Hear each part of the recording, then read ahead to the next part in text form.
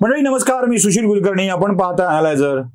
राजकारणात प्रत्येक जण एकमेकांचा बदला घेत असतो आणि असा बदला घेण्याची संधी कोणीच सोडत नाही. फरक फक्त इतका आहे की कोण बदला घेतलाय त्यावरून त्याला नायक ठरवायचं की खलनायक ह्याचा अंदाज लावला जातो. प्रत्येक जण असा बदला वेळ आला की घेत असतो. टप्प्यात आला की करेक्ट कार्यक्रम करणारे हिरो असतात आणि तसाच करेक्ट कार्यक्रम त्या हिरोंचा झाला की मग मात्र ते खलनायक ठरतात. म्हणजे आम्ही करेक्ट कार्यक्रम करतो असं जर जयंत पाटील म्हणाले, सुप्रिया सुळे म्हणाल्या तर त्या हिरो असतात. आणि असा करेक्ट कार्यक्रम थेट देवेंद्र फडणवीस किंवा एकनाथ शिंदे यांनी केला तर ते मात्र खलनायक असतात, गद्दार असतात, अनाजी पंत असतात. असं आपल्याकडे चालतं. म्हणजे तुम्ही त्यांची घेतलेली चालते, तुमची घेतली की मात्र तुमच्या मनात अनेक विषय येतात, त्यांना खलनायक ठरवण्याचा प्रयत्न करता. तुम्ही लोकांचे पक्ष फोडलेलं चालतं, तुमचा पक्ष कुणी फोडला की मग मात्र पक्षफोडी, घरभेदी, घर तोडणारे असं काही ऐकून घ्यावं लागतं. अशी राजकारणात संधी आली की शरद पवारांनी सुद्धा उद्धव ठाकरेंचाही गेम केलेला आहे. बऱ्याच वेळेला केलाय तो, पण जवळ आल्यावर सुद्धा केलाय. शरद पवारांनी खरं तर उद्धव ठाकरेंच्या विषयात यांना राजकारणातलं काय कळतं म्हणून भाषण केलं होतं. आठवतंय तुम्हाला? ते ऐकून घ्या. उद्धव ठाकरे आम्हाला त्याचं नाव करावं लागेल आणि म्हणून श्रीमंत भोगी म्हणायचं असेल तर उद्धव ठाकरेंना श्रीमंत भोगी म्हणलं पाहिजे. आयुष्यात एक सुद्धा ज्यांनी निवडणूक लढवली नाही त्यांनी मला सांगायचं. आणि 14 वेळेस जो निवडणूक लढवतो त्याला हे चिरंजीव सांगणार उद्धव ठाकरेंनी काय कर्तृत्व दाखवलं. हे व्यस्त आयच्या फिटावर बसले आणि हवन राज्याचं नेतृत्व करण्याच्याबद्दलच्या गप्पा मारतात. त्यांचं कर्तृत्व काय ती संघटना उभा करण्याच्याबद्दलचं. आणि म्हणून श्रीमंत भोगी म्हणायचं असेल तर उद्धव ठाकरेंना श्रीमंत भोगी म्हणलं पाहिजे.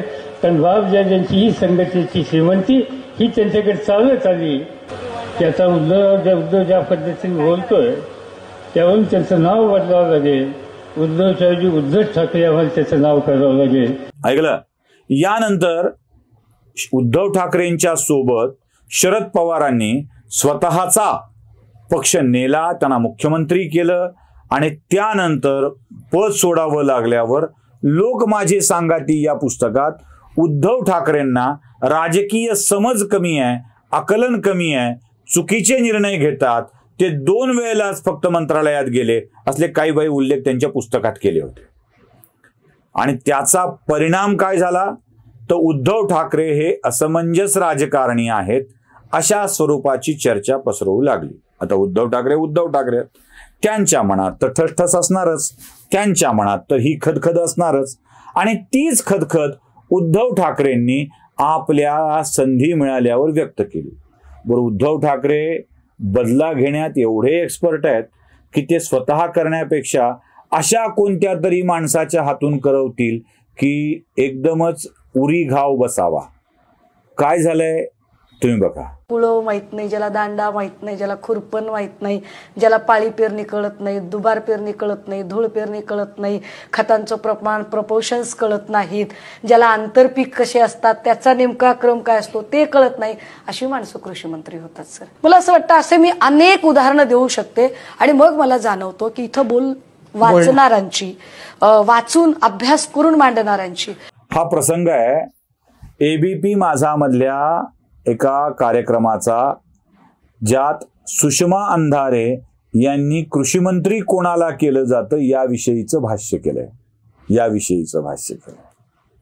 आणि ते भाष्य सुषमा अंधारेंनी केल्यानंतर माझ्या मनात प्रश्न पडला की सुषमा अंधारे कृषी मंत्री म्हणून कोणावर टीका करत होत्या? शरद पवारांच्या वरतीच, कारण 10 वर्ष कृषी मंत्री तेच होते.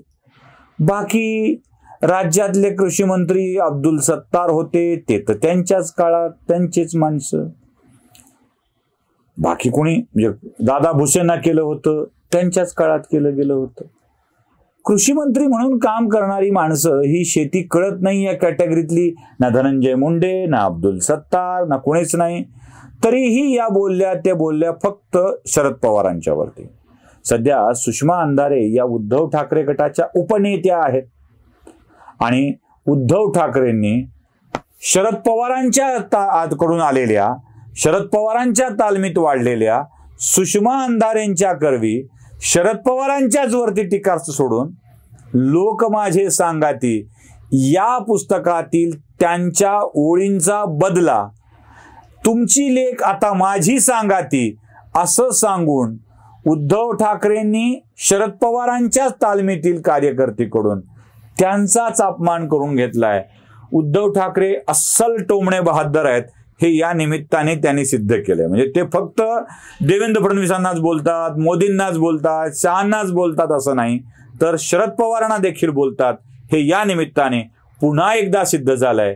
तुम्हाला काय वाटतंय? तुमचंही मत असंच आहे की काही वेगळं आहे? तर कमेंटमध्ये नक्की कळवा. लाईक, शेअर, सबस्क्राईब करायला विसरू नका. धन्यवाद.